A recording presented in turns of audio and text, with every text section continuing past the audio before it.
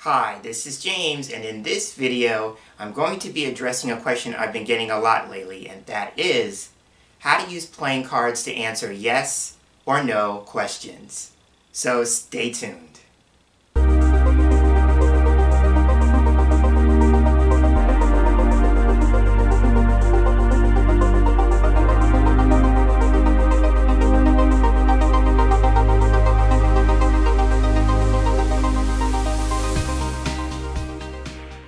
Thanks so much for joining me for this viewer requested video. And as I said in the opening, I'm going to be sharing some ways that you can use playing cards to answer yes or no questions. As I also said in the opening, this question was inspired by a number of viewers who hit me up, and I've been getting a lot of personal messages through Facebook, and so that's where a bulk of these questions came from. So I always like to give a shout out. So in particular, the most recent person who asked me this particular question was Tina. So Tina, if you happen to be watching this video, this is for you.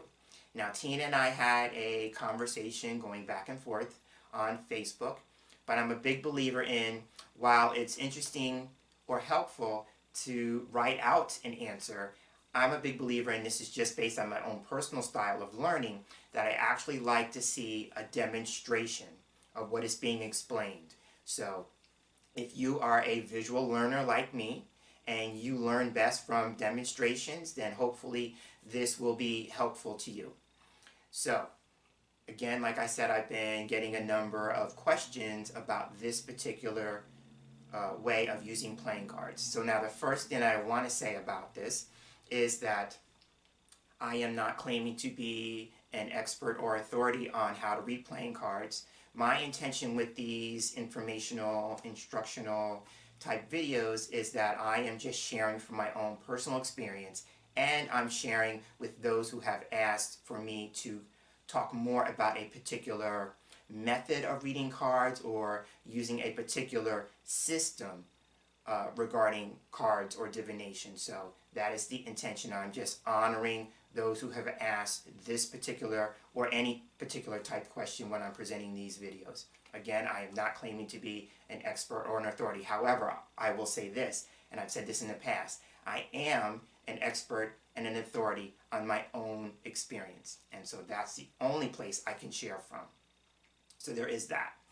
The other thing I want to say in this particular video about this particular topic is that more often than not, if you are either reading a book about card reading or you're going to see a professional reader, more often than not, they will want to work with you on asking a yes or no question. More often than not, yes/no questions are kind of discouraged, and you're more apt to go with an open-ended question, right? So there is that to consider. Because in truth, the yes/no question only really has a one-word answer, which is yes, no, or in some cases even maybe, right? So there is that. Open-ended questions are better because they allow more information, insight, guidance, or even advice as to whatever the situation is that you're asking about. But let's keep it real. In this day and age, more often than not, and I'm not talking in just the context of having a reading done, a majority of the questions that we ask, that we put out into the world, are yes, no, or maybe questions, right? So you should be able to honor that request from a seeker, querent, client, whatever the word is that you have for the person who's asking the question in the context of a reading, right? You should be able to answer it. And you should also be able to identify the type of question. When you hear the question, you should be able to know at its heart, is it a yes, no, or maybe type question, right? So there is that to consider. So even though more often than not readers will discourage or kind of reframe the question in a way where it's more open-ended, I'm still going to be addressing how to answer yes, no, or even maybe questions. So the deck that has chosen to assist me for this reading, and notice that I said chosen, this particular deck really asked me, and so maybe I'll talk more about that in another video, about my process for deck selection, but this particular video asked to be used in the context of informational or instructional videos. And so the deck is the Knowledge playing cards, and they are produced by the Legends Playing Card Company, and I will be leaving a link in the description box below that will allow you to learn more about the deck, or if you want to acquire it, purchasing information. So now that I've set up the intro and I talked about the deck that's going to be assisting me, let's now move to the table and I'll start showing you some ways that you can use the playing cards to answer yes or no questions.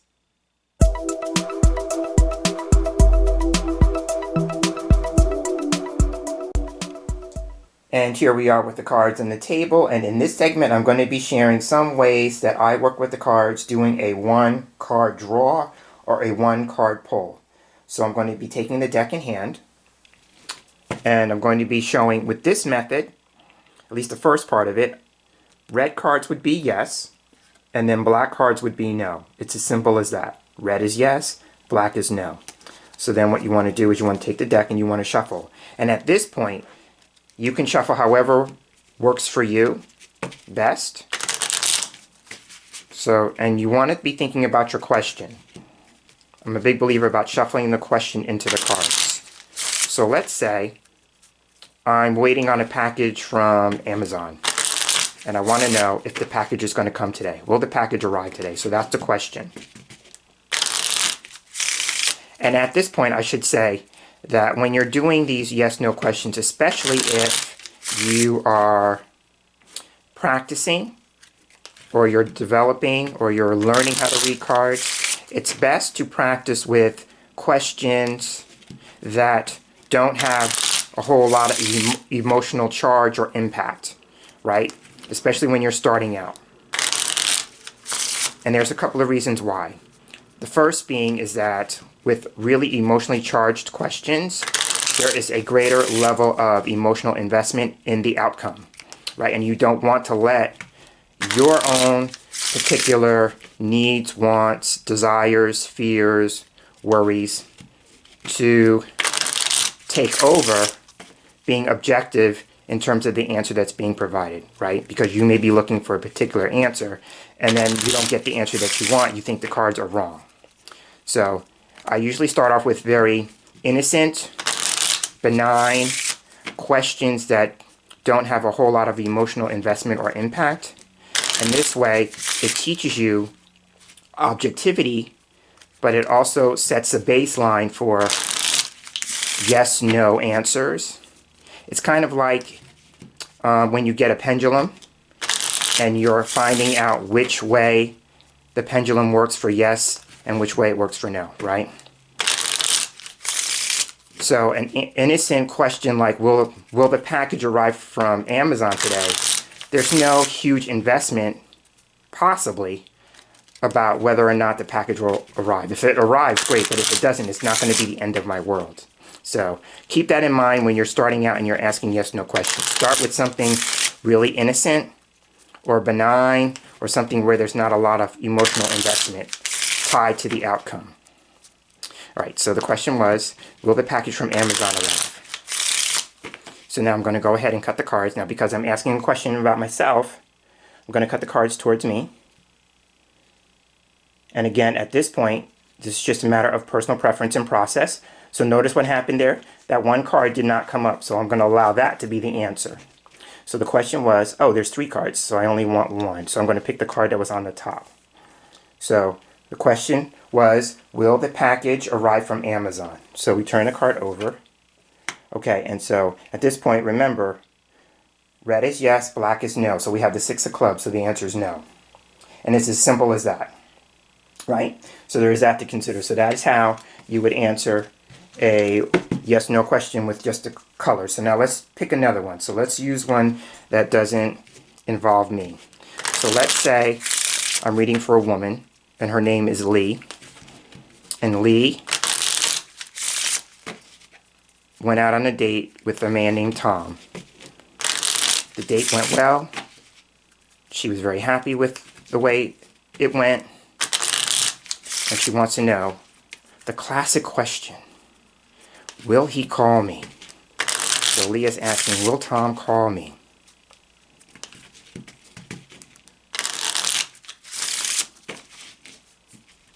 Okay. So now we're going to go ahead and cut the cards, and then, now this time I'm going to cut the cards away from me because this is not about me directly. And now what I was going to do before is I'm going to fan the cards out. And I'm just going to pick one that I feel guided to, and I like this one. So now here we have the card. Turn the card over. Ooh, the card is the Four of Hearts, so that is a yes, right? So again, black is no, red is yes. So here we have yes. Tom is going to call Lee. So it's as simple as that with just going by the colors. So now I'm going to move into how to answer a yes/no question with one card, but now we're going to offer more insight or meaning.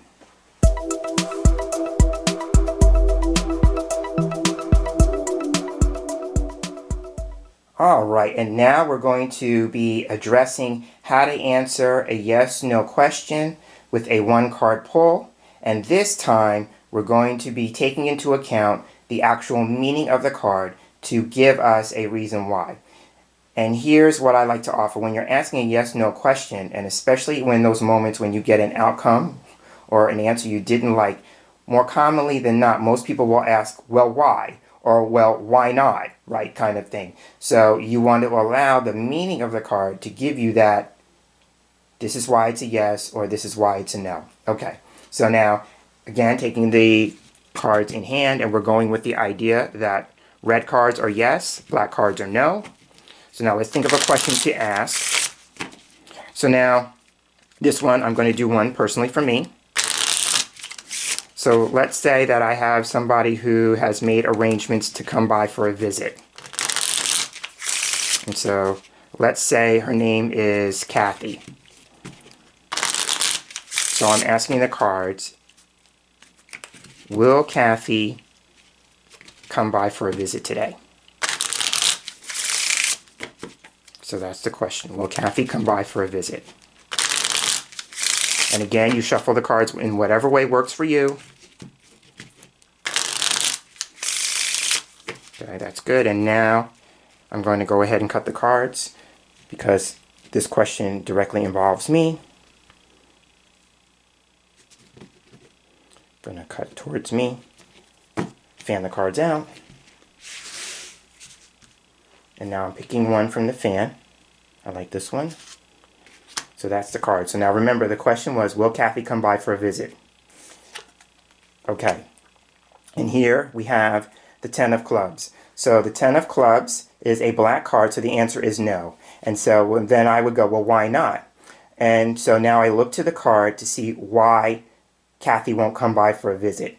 And here we have clubs. Clubs for me is a suit that represents work or business. And then we have a 10.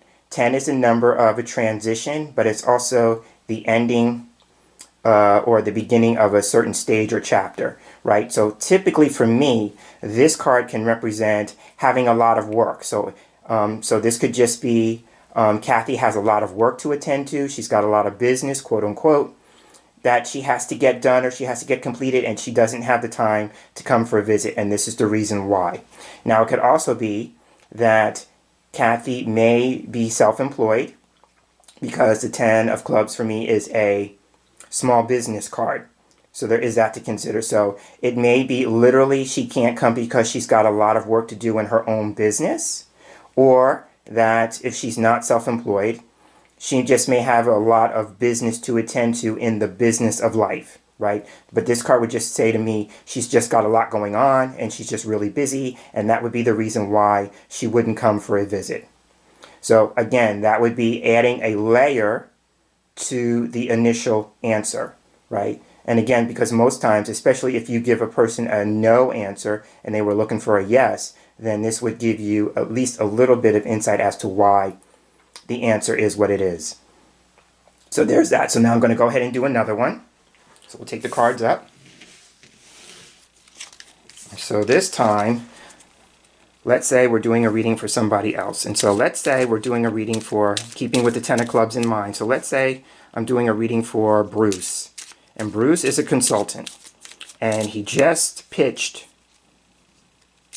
presentation to a potential client, and he wants to know, will the client take him on for their consulting project?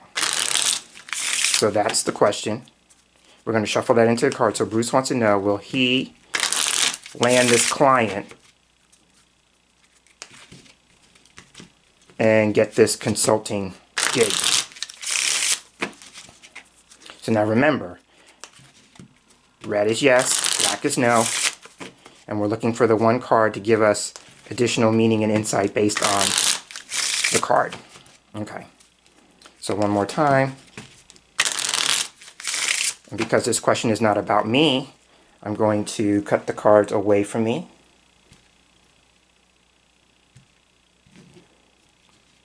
And fan them out. And I like this card right here in the middle, so I'm going to pick that. So now remember, the question was, will Bruce land this client and get this consulting gig? Ooh, okay.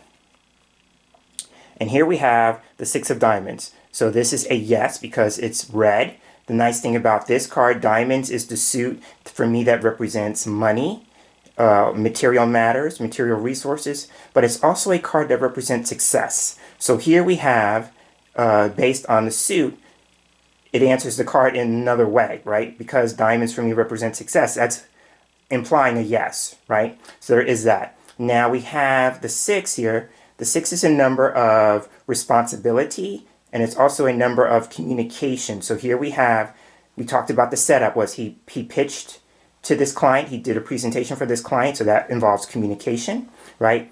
And the 6 being a responsibility is, that would imply he's going to get the job because he's going to get more responsibility. So there is that to consider as well. Now the interesting thing about this, not knowing the nature of the work, the 6 of Diamonds is a card that can represent work that involves communication itself. So again, this would be about staying in touch with the client on a somewhat regular basis. Something that has the potential to make money, because the 6 of Diamonds for me can represent a service and payments and money changing hands. That's one aspect of it. So there is that. It could also be something having to do with computers and technology. So that would be another aspect that we would have to ask Bruce about in terms of the nature of the work itself. But it could imply communications, technology, or computers. So, but generally speaking, this is a very positive card, and it would imply a yes on 2 fronts, the color and the diamonds being about success and money. So that is how I would address using the playing cards to answer a yes or no question with one card. So now we're going to move into another way of answering the cards, and that would be using more than one card.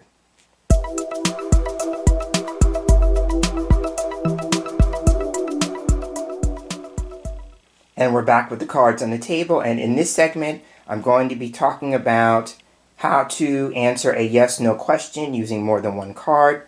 Basically, at the heart of this technique is that you want to go with the idea that majority rules, right? So in this particular case, I'm going to be working with 3 cards, so we're going to be looking for 2 out of 3 cards. But you can use this method with any number of cards, provided that they are an odd number.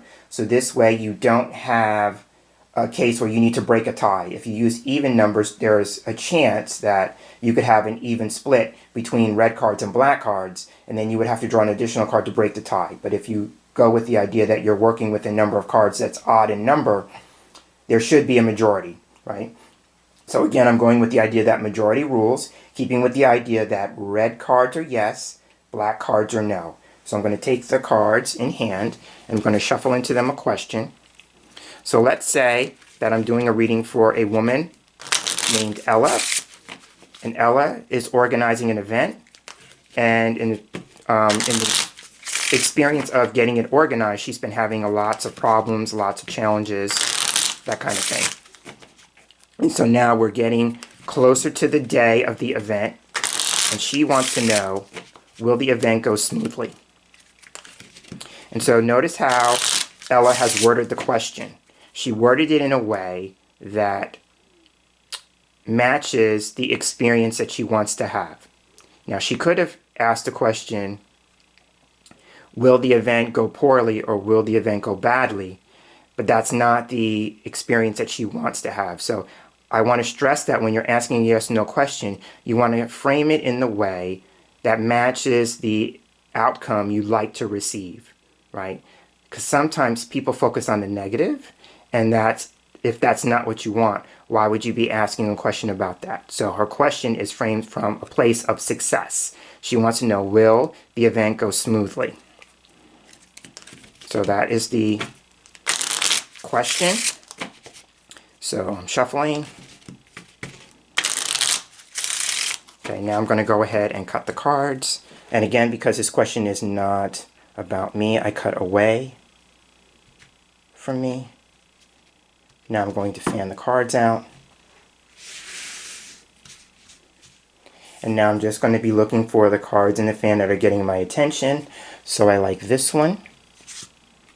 1, 2, and then this one over here is 3. So these are the 3 cards that we have to answer the question.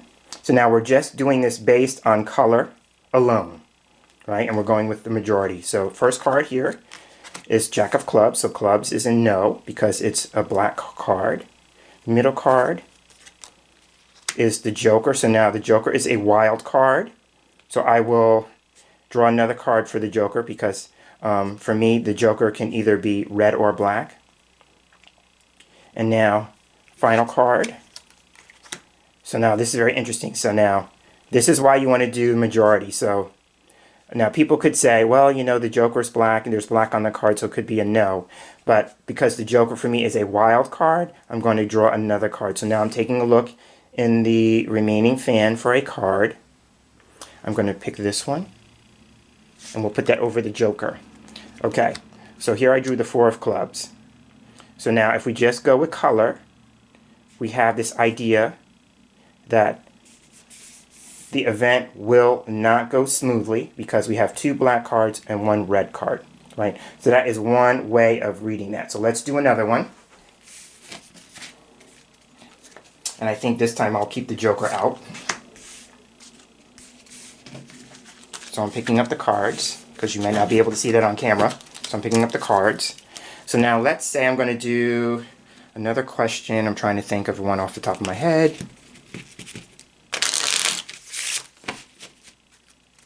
Okay, so let's do this. Let's say that this is a relationship-oriented question. So let's say I'm reading for a man named Brad. And Brad has been in a relationship with his partner, Joe. And they've been having some issues, some problems. But Brad really loves Joe. So Brad wants to know, will things work out for him and Joe? That's the question.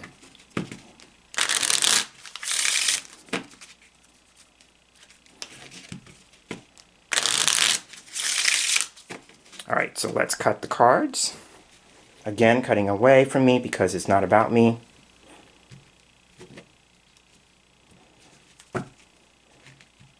Fanning the cards out. And I'm picking 3. I like this one. 1, 2, and I like this one over here. 3. So the 3 cards have been selected. So now I'm going to turn them over. Remember, red is yes, black is no. First card, Jack of Hearts, that's a yes. Middle card, 6 of Spades, that's a no, so now we have a tie. And then last card, King of Diamonds, that's a red card, so we have majority rules, 2 out of 3 are red. The answer is yes, right? So there's that to consider.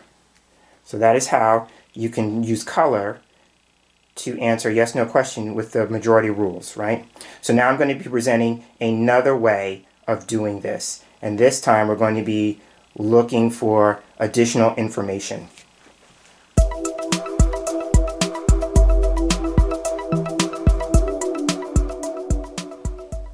And here we are back to do some more 3-card pulls, and this time we're going to be offering additional information or insight going one step beyond the colors of the cards, right? So, taking the deck in hand, and this time I want to do a question based on a couple from a TV show that I watch. So I'm a big believer in when you're starting out and you're working again, and you're working on becoming better with the cards, it's great to pick situations that don't involve you directly, something that you may not have a whole lot of emotional investment in, depending on what it is. One way that I've learned to read cards is by using people from either current events or characters from TV shows, because they are not directly connected to me, and so I have a minimal degree of emotional attachment. More so for the people on the TV shows that I watch than the people in current events. Okay, so having said that, I'm going to go with a couple, like I said, on a TV show that I watch. So, full disclosure, this show is Days of Our Lives. I am a soap opera fan, and so I love Days of Our Lives, and Days of Our Lives is really good right now, in my own personal opinion. And so I'm focusing on the couple of Chad DiMera and Abigail Devereaux.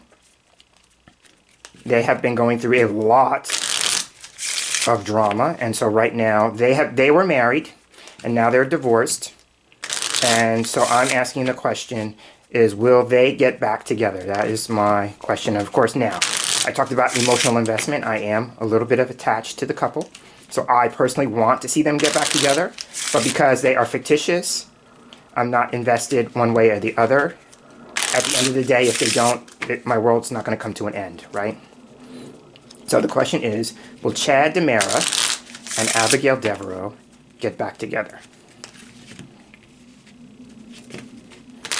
All right, so now I'm going to cut the cards.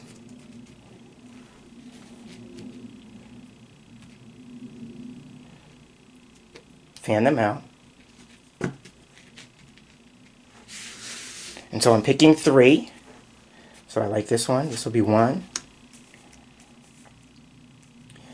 This one over here is 2. And then this one here in the middle is 3. So I have the 3 cards selected.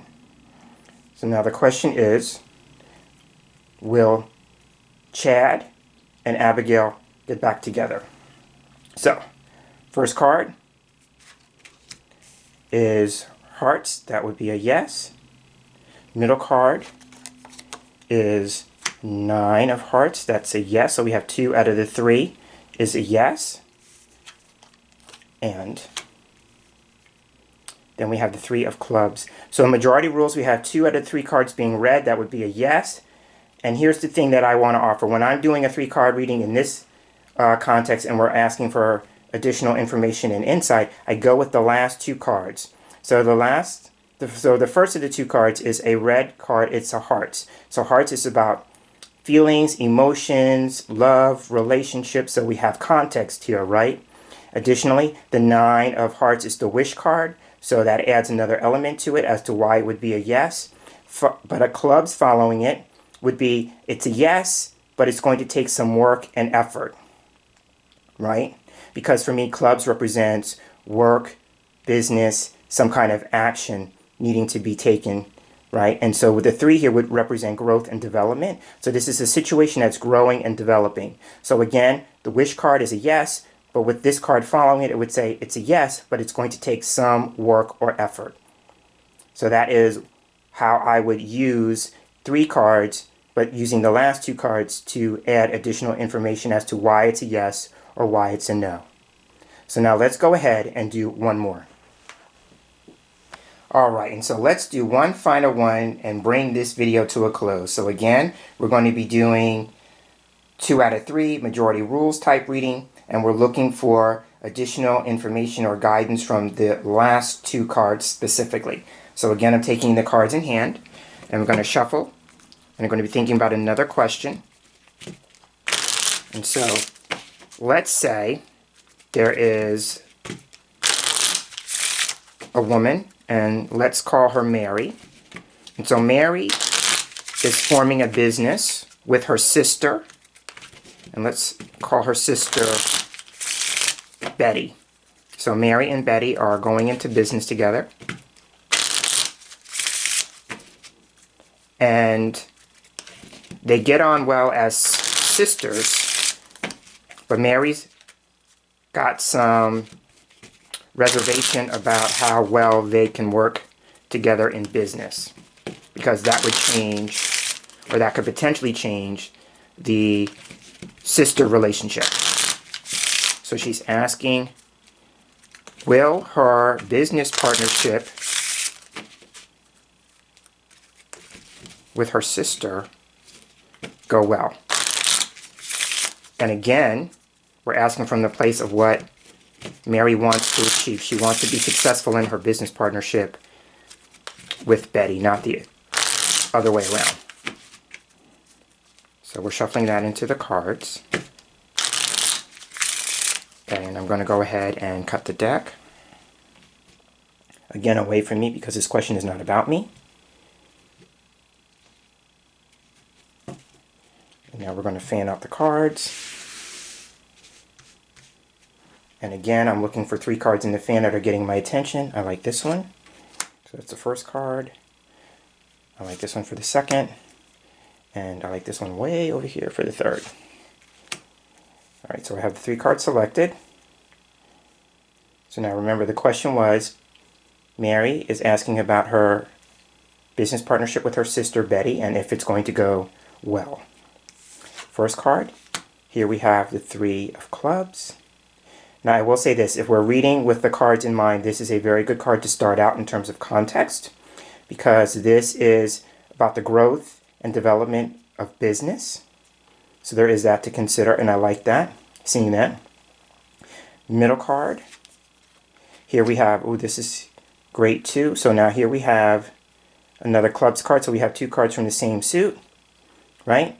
And the 2 of clubs is actually a business partnership or a business relationship. So now we have 2 black cards though, so the black cards would suggest no, but in this particular case, because clubs represent work or business, it fits the context, right? So it could be saying too, like we have majority rules, we have 2 black cards, so we could say right here that they may have challenges, but they'd have to work through them, right? It's going to take work or effort to make the business partnership work, right? But we don't know what the last card is yet, so let's take a look at that. And here we have a gray card at the end. So going with what I just said, the cards, as long as I've been reading cards, I love when this kind of stuff happens because you can't make this stuff up. So here we have 2 from the suit of clubs, about work or business, and then we have a diamond. Diamond, remember, is about money, but it's also about success, and this is about energy. So if they put in the energy to make things work, make the business partnership work, it will work. The other thing here about the King of Diamonds, which is fantastic, is that this card can come up when we're either starting a business or running a business. See, you can't make this stuff up. So here we have, it fits. So this will be yes, but they have to work at it, right? And if they put in the work, they will see their efforts pay off. Because when I read clubs and then the diamond coming after clubs, this is about work or effort that pays off. We get a reward for the effort that we put into a situation. So that is how I would read that. Again, going with, you could go with majority rules, but I tend to, with this particular way of reading cards, I go with the last 2 cards giving us the answer. So on that note, I'm going to go ahead and bring this video to a close. And there you have it. Those are some of the ways that I use playing cards to answer yes or no questions. So what did you think? Is there a method that you're willing to try? And if so, which one is it? Let me know in the comment section below, because I would love to hear all about it. I'm James Himm Mitchell, and as I wrap up, I'd like to thank all of you who have been sending me questions through Facebook about playing cards, and especially Tina, who was the inspiration for this particular video. I also would like to thank those of you who chose to stop by and spend some time with me in this space as we talked more about how to use playing cards to answer yes or no questions. And I invite you to come back to this space for the next viewer requested video. So until then, I'm hoping that you have a wonderful day. Take care.